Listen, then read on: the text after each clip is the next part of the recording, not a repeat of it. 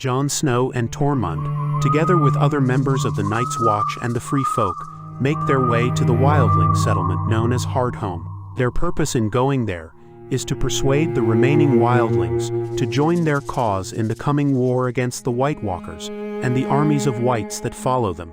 The Lord of Bones refuses to join forces with a member of the Night's Watch. Instead, he insults Tormund for standing alongside an enemy like Jon Snow. In response, Tormund grabs the Lord's man and uses it to beat his former ally until he is dead. Afterward, the wildling elders agree to meet in the township to listen to Jon's proposal. He suggests an alliance between the Free Folk and the Night's Watch, since they both face the same enemy, the undead. Since the wildlings had not seen Mance Rayder after he was taken prisoner at the wall, they began asking where he was.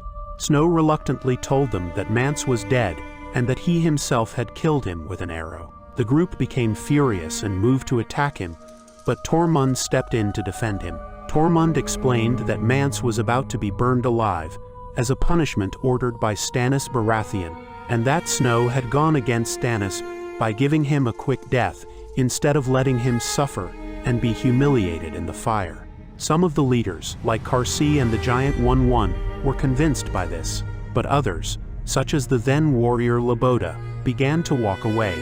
Jon offered them the daggers made of dragonglass and told them that a friend of his had killed a White Walker using one. Still, the wildlings did not seem to be convinced.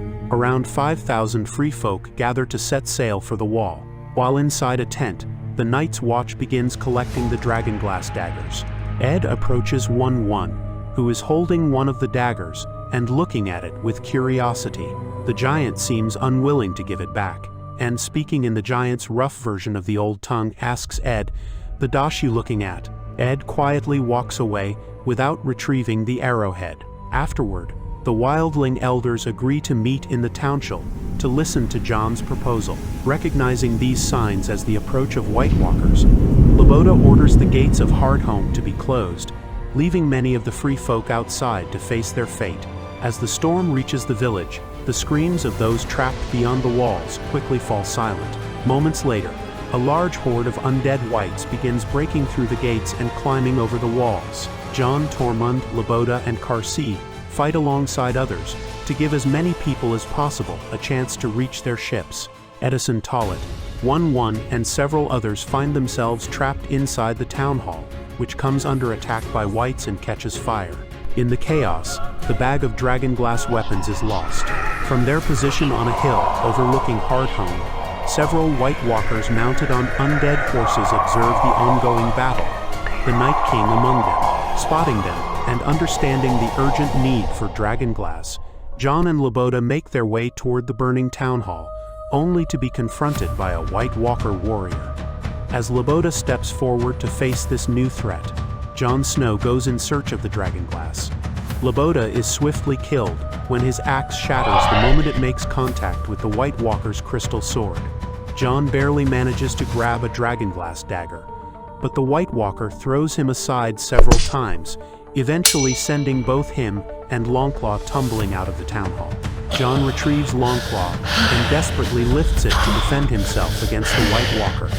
Both fighters are stunned to see that the Valyrian steel blade remains unharmed after clashing with the White Walker's sword.